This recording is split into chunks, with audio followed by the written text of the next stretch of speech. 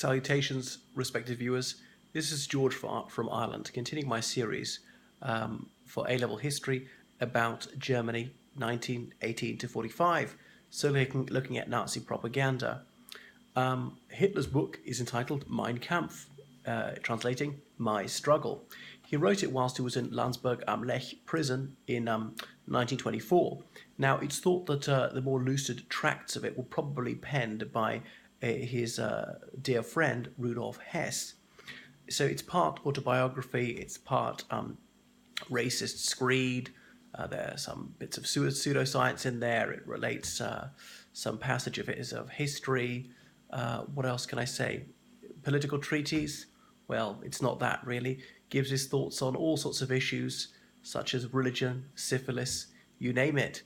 The opening sentence is, today it seems to me providential that fate should have chosen Braunau am Inn for my birthplace, for this little town lies on the border between the two German states. That's the end of the quotation. So Braunau am Inn is on the river Inn, which separates Austria from Germany. He was born on the Austrian side of it because his father was a customs official. So he believed that fate had a hand in things.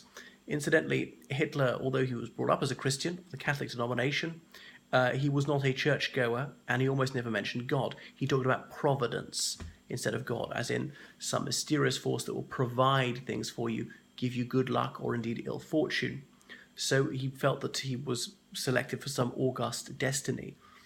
So to unite the two German states, by which he meant Germany and Austria, he felt that the border was artificial. It was not the frontier between two separate countries, but down the middle of one country, and therefore it was his task to obliterate that border and unite all ethnic Germans in one enormous Germany, which he briefly did.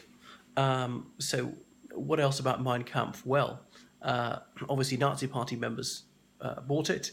He wanted to call it, 5.5 years of my struggle against lies, stupidity and cowardice, but his lawyer, Dr. Hans Frank, said that is way too lengthy, just call it my struggle. It was a means of paying off some of the legal costs of his trial in 1924. So when the Nazis came to office, they started to give it for free to married couples. I don't think that would put you in the romantic mood, this present for newlyweds. They're giving away for free because not many people were buying it. Ambitious Nazis thought it would do well to have bought a copy, but those who were not in the party were not likely to purchase this rant. Anyway, so that was an element of his propaganda. There was also his second book, which did not sell particularly well. You can also read his table talk when people noted down what he was saying when he was having dinner during the Second World War, but that wasn't published at the time. But back to other parts of propaganda. So he was playing up some foreign policy successes, as in when they got away with rearmament, when they say it was the Anglo-German naval pact, as in United Kingdom agreeing that the German Navy, the Kriegsmarine, could be 35% of the displacement tonnage of the Royal Navy, because ships are often measured by their tonnage, how many tons of water they displace, not by their length or area so much. What else? You know, when they acquired more territory, when they united with Austria, that's Anschluss, just means connection in German, Anschluss. When they annexed the Sudetenland, when they annexed the rest of what's now the Czech Republic, and so on. Successes when it came to the war. Certainly in the early years, there were a few victories. Things like having got unemployment down, when they'd given free fuel to elderly pensioners. These were achievements of the regime that they played up. Sporting triumphs, football matches against other countries. Obviously the 1936 Olympics, which were held in Berlin, that had been awarded to Germany some years before the Nazis came to office. And the Nazis saw it as an opportunity to showcase the supposed superiority of the Aryan race, particularly the Germans. But that didn't work out for them quite so well, because an African-American named Jesse Owens won several medals despite attempts to cheat him. And Hitler was so incensed, he stormed out of the stadium rather than present them. And he later said, allowing a black man to race against whites is like putting a horse or some fleet-footed animal into the race against people. It's totally unfair and totally unsporting. So it was yet another example of their disgusting racism. And they just couldn't accept that this man was better than them. Whites are not superior. What else? One thing they invented was the torch-lit rally, or the torch rally, the Olympic flame. is kept burning at the foot of Mount Olympus in Greece, because that's where the ancient Olympics started.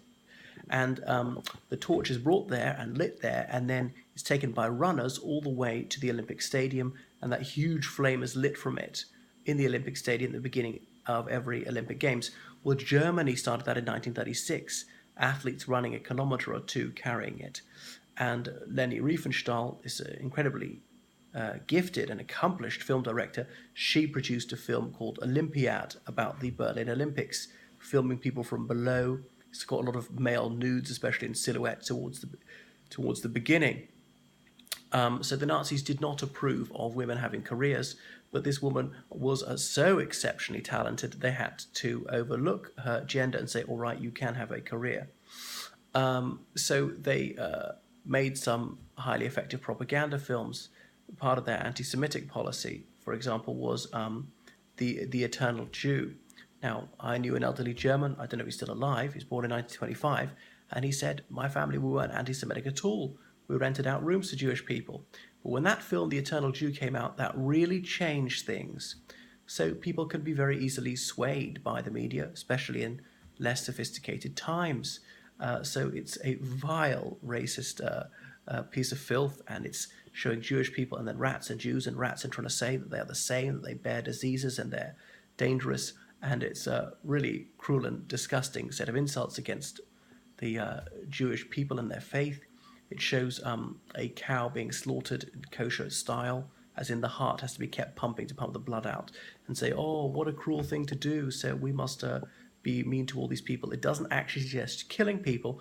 They're preparing the German public for that stage by stage by demonizing the Jewish community and showing some ultra-Orthodox Jewish men in their distinctive clothing and with their beards, and then the same men, cleanly shaven, wearing ordinary clothes to say, but they can be disguised, or watch out. So to make people hate their fellow German citizens. What else? So as part of propaganda control, there were these youth organizations, the Hitler Youth for boys aged 14 to 18. There was the Jungvolk before that, boys aged 10 to 14. There was even the Pimpfen, like little fellows for boys under the age of 10. The League of Young Girls for girls aged 10 to 14. And the League of German Girls for those aged 14 to 18. So wearing uniforms and sports, it took over from the Boy Scouts and the Girl Guides. And the other youth organizations, such as those ones, were discouraged, were harassed, were eventually banned in 1936. Likewise, churches had their own youth organizations, Catholic and Protestant churches. So teachers were usually heavily involved in the Hitler Youth and its female equivalent. And children who are not members of the Hitler Youth were set extra homework and given a hard time at school, until finally in 1939, membership of the Hitler Youth and the League of German Girls became compulsory.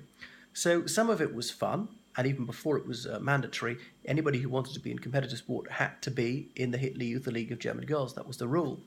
And it was quasi-military training for the boys and preparation for marriage and motherhood for the girls. They were very into gender roles. And there'd be songs around the campfire, and some of it would be genuinely attractive, but they would also be subjected to hate-filled speeches, encouraging them to detest other ethnic groups, and singing songs about how the flag is greater than death. Heinz Mettelmann, you should read his memoir, what it was like to be an average boy in Germany at the time, said that, so we sang this song lustily, and it came to the Second World War on the Eastern Front, and then I realized the lyrics, they're not just words, you really have to do it.